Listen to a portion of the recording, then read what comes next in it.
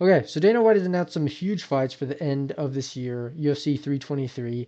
Merab Dvalishvili fought last week, and he is already willing to make a turnaround to fight Peter Yan at the end of this year. That will make 4 title defenses in 1 year, the most in UFC history for a champion. Merab is a freak. He's a different species of human being. He's the first of a new evolved species. Maybe not evolved brain-wise, but evolved physically 100%. Or he's one of the only super devolved humans left. Either way, he's a freak.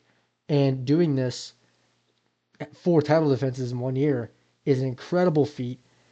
And his resume is going to be fucking retardedly stacked by the end of his career. He's on a mission, and he's going to beat Peter Yan again, and he's going to keep racking up defenses.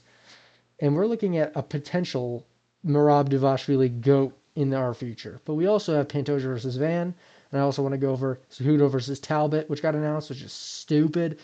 And then also Sean Brady versus Michael Morales has reportedly been announced for UFC 322. So we'll go back to Merab versus Yan. 323 is going to be stacked. Very end of the ESPN deal, going into the Paramount deal.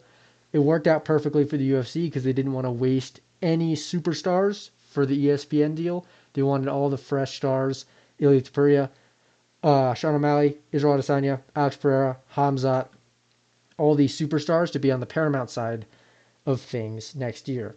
So Merab stepping up and wanting to take this fight and wanting to be this active was perfect for the UFC because it fills this gap with a good, fun fight, potential for a good, fun fight, and it's a champion, and it's not a crazy superstar that you're wasting. And then we also have Pantoja Van as the co-main, which is another title fight, which automatically makes this card stacked. You kind of need to push in the main card of UFC 323 if it's only Dvalishvili versus Peter Yan, because that's not a huge main event. It's a rematch. Dvalishvili destroyed him in the first fight, and Merab's not that fun. But adding 2 title fights and not a women's title fight makes it a sick card. And Pantoja versus Van is also a sweet matchup. Sadly, I think this one is definitely going to go to the grapplers on both matchups. Sadly, Dvalishvili, depends on who you are, I guess. But sadly for me, Merab destroyed Yan in the first fight. He grapple fucked the shit out of him. To be fair, Peter was injured, according to him, which could mean that you're going to come back like Pereira and knock out Merab in 2 seconds. But Peter doesn't do that. What I think is going to happen is Merab's going to do more of the same shit he's always done. Maybe Yan does a little bit better than last time. But Merab wins by decision, clearly grapple fucking the shit out of him. The last time Merab and Yan fought, he shot a stupid amount of takedowns, the most, I think, in one fight in UFC history. And Yan stuffed most of them, but he just would not stop shooting. And Yan could not do anything about it. And if he goes into this fight with the same game plan, which why wouldn't he at this point? I feel like he's going to do the same thing or close to it. So I think Merab's going to win, but still, super sick fight. All respect to Merab for being this active. His fight style is not fun, but he goes 5 rounds with opponents. His style not being fun almost is a detriment to himself because he ends up in these crazy long decisions, these crazy scraps, and he's so willing to go back into a fight on like 2 months, 3 months notice, which is crazy. It's very impressive. And Peter Yan's no joke. He was a joke in the first fight a little bit for Merab, but I think Yan's going to do a little bit better. But Merab is the machine for a reason. I don't think he's going to be stopped anytime soon, and I think he's going to win. Next, Pantoja versus Van is the co-main event of this card. Super sick fight. Pantoja is obviously, he's on the cusp of flyweight GOAT. He's right there. He needs a couple more defenses, I think, to beat Demetrius Johnson's resume, in my opinion. I do think Pantoja's modern record does hold up almost the same as Demetrius Johnson's record, even though he doesn't have as many title defenses. But he's right there. He's a fucking monster. And his grappling is elite. That's the problem with this fight, I think. Joshua Van is coming off a win against Brandon Royval, the most strikes thrown in flyweight history or some shit, most strikes per minute or something.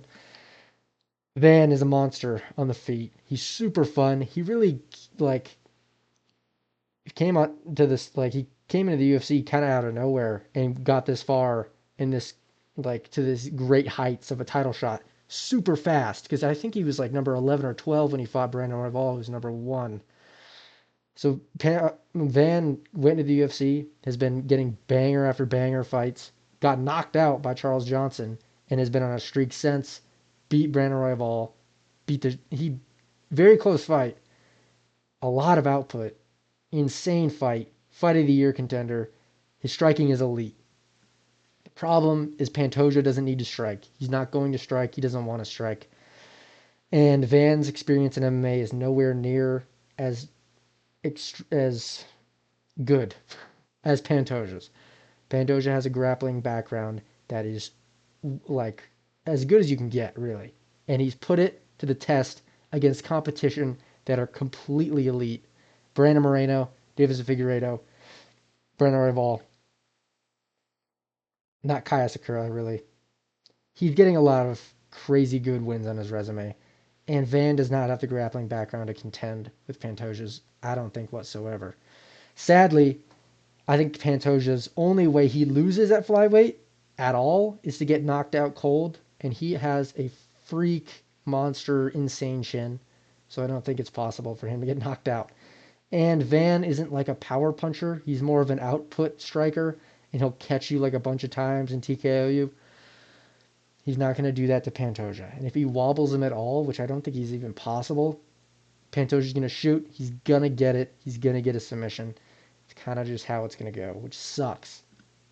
Because I really want Van to win. I really want Van and Peter Yan to win. But they're not going to.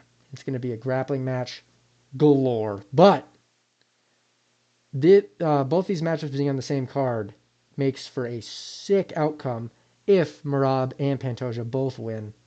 You can do that fight. You can do the super fight. Because Merab and Pantoja both will at that point have pretty much cleared their division. Pantoja maybe only has like Manel Cap left, but he's not active. He's always pulling out. You don't really need to have him involved. And then at that point, Merab cleared everybody. Besides Davis and Figueiredo, who had one of the most boring fights ever in his last fight. You do that fight. You do Merab Dvalishvili versus Alejandro Pantoja. Super fight. Pantoja going up for a second belt.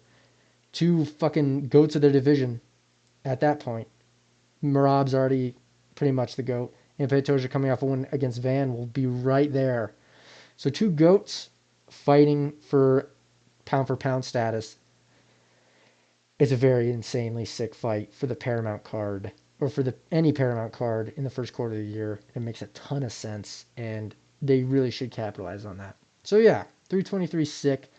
I think there's a couple more really good fights on that card. I think Blachowicz, Bogdan Guskov might be on that one as well, which is awesome, and I'm going to go with Blachowicz to win that. But yeah, 323 is pretty sweet. Next, Cejudo versus Talbott also got announced for this card, which is a huge curveball to me. Cejudo is coming off of a weird situation with Song Yadong where he got eye poked and quit, but it was a bad eye poke, but it wasn't the worst eye poke I've ever seen in my life. And he was done, which I don't blame him. He's old. He wants to make sure he can win his next fight so he can actually continue to have a career and not get stuck with bums. But now he's kind of stuck with Talbot, so that didn't really work. Peyton Talbot is getting a fight against number 10 Cejudo, which is a relatively big name, because he's coming off of a win, I guess, but he lost to Ronnie Barcelos by getting grapple fucked. And now you're going against Cejudo. The matchmaking doesn't make any sense. If you want to build Talbot up, you give him strikers. You give him Cody Garbrandt. You give him anyone else. You give him a striker to build him up. Maybe you can get another knockout. Or you ease him into it even against a less Olympian level grappler, anyone else. Cejudo is old, but he has a great chin, and he has an Olympic gold medal in wrestling. If Ronnie Barcelos did you dirty on the ground, Cejudo is going to. Cejudo is still a top rated Bantamweight. He was doing good against Song Yadong before the eye poke. Song Yadong I rate very highly. He did very good against Merab, considering how good Merab is. He did a pretty good and close decision with Aljamain. So, and we know how good Aljamain is. He's right there. He's right there. He's just out of his prime. And Talbot is ass and not in his prime at all, and not in any sort of position to be given Cejudo, I don't think. I think we should have saved Cejudo for a big fight. But it makes sense that Cejudo took this fight because it's approachable.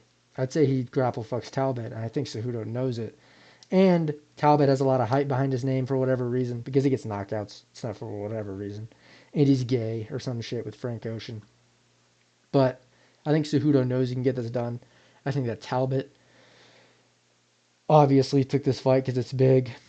I just really don't like it for Talbot. And if you're going to try to build him up, this is not the way to do it, because I think Cejudo is going to put him down. And I guess this builds Cejudo in a way, but who really gives a shit? I think Cejudo is not in anybody's mind whatsoever. Before this, I honestly forgot that he was even in the UFC. I thought he retired. I knew he was still in the rankings, but I thought he might have, like, I don't know. I thought he retired. But obviously not.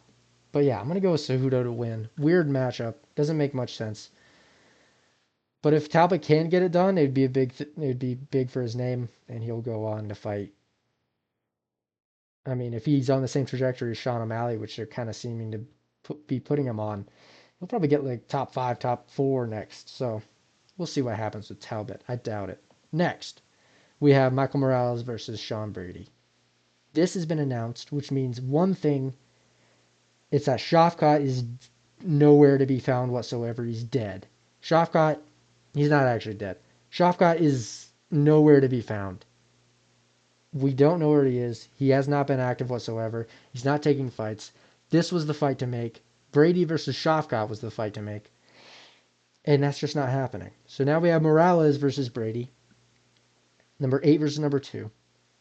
Very good fight. Makes a lot of sense. The fact that Morales gets the shot at the number 2 guy and will get a title shot after it is a little bit weird and sour to my brain. It doesn't make a lot of sense, because it kind of leaves out it leaves out people a little bit. It's not great.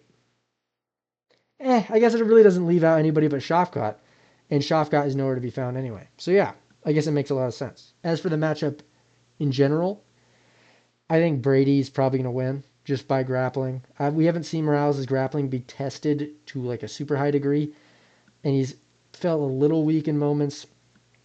So Brady will probably be able to stifle it. He's improving in his striking as well. If he absolutely dominated, that's not a. I was gonna say him absolutely dominating Leon Edwards is like it's like a really good feat, but it's not. Leon Edwards is and he's one to get dominated. I will say. I've always thought Leon Edwards is a breakable opponent. Morales, he's slick on the fucking feet. He's a powerful guy. He's coming off of a super fast fucking knockout over Gilbert Burns.